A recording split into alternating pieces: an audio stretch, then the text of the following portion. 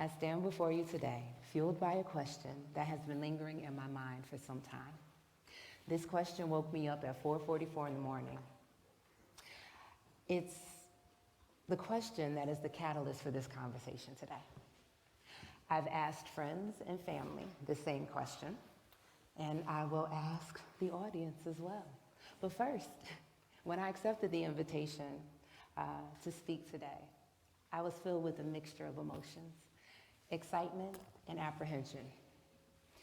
Excitement at being able to share, but also the questioning began. It's one thing to put yourself out there, but then to be challenged with the opportunity to grow felt a little different. So there was the doubt and the fears. Like, what am I gonna say? Is it gonna be impactful? I'm going to stand in front of 100 people and talk. And it was in that moment, that crucial moment, that the question resurfaced.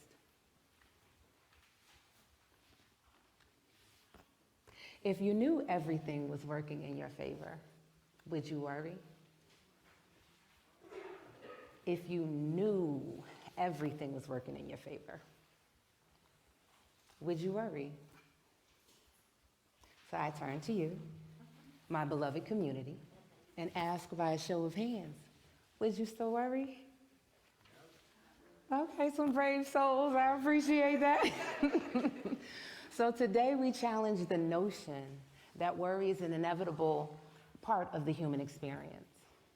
What if instead of worry, we chose to dig into the profound truth that we are capable, that there is nothing that can be put in our path that we can't overcome, that we have example upon example within ourselves and outside of us, that we have the capacity, the remarkable resilience of the human experience that will allow us to adapt, overcome, and flourish. The mere testament is us being here in this moment. So consider this. It took 4,094 people within the last 400 years only, not since the beginning of time, but 4,094 people for each of us to be here right now. That means your parents, your grandparents, your great-grandparents, and so on. 4,094 people chose not just to survive, but to bring forth life. So now, if that is only within a 400-year period, let's then consider, what did they endure and sacrifice for us to be here in this moment? Throughout history, humanity has overcome seemingly insurmountable obstacles.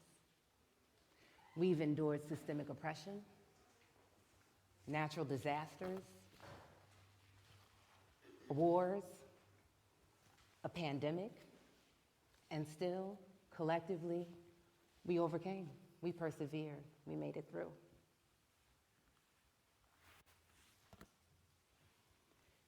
It reminds me of the analogy of the seed that is planted in darkness, but finds its way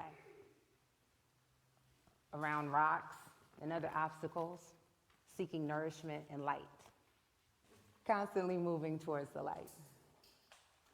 That seed then emerges eventually as a flower, which is an example and a testament of what it means to overcome obstacles.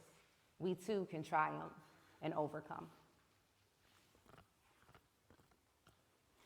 So we talk about positive energy, how we can, instead of worrying, tap into a different energy. We can choose to be optimistic.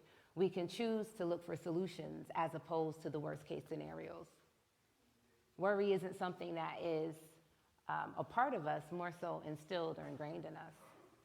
But what also is ingrained in us is the resilience of our very being. The fact, again, that we are here means that we've persevered and overcome. It's in our DNA for generations. So with that being said, how do we embrace the notion that worry isn't a part of us? Well, changing our mindset is first and foremost. Adopting a positive mindset. Choosing to look at the glass as half full as opposed to half empty. Secondly, discernment, choices, and decisions. We can choose to focus on the obstacle, or we can choose to focus on the opportunity. Lastly, community.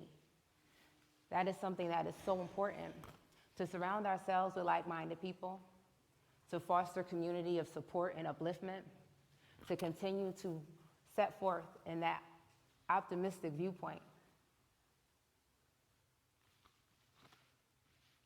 We're not there yet. But when we utilize all of those things, we bring all of those things together. It's not something that's easy, and it's not something, I'm not saying that we don't have struggles, that life is just peachy, and we don't have to deal with worrying about negative outcomes. What I'm saying is that we have a choice in it. We have a choice in whether we want to focus on the worst case scenario or the best possible scenario. And whatever the scenario, understanding that it's an opportunity for growth, that on the other side of whatever comes is the best version of ourselves. So if we continue to move in that vein, why choose to worry? Why not choose to be optimistic? Why not choose? Thank you.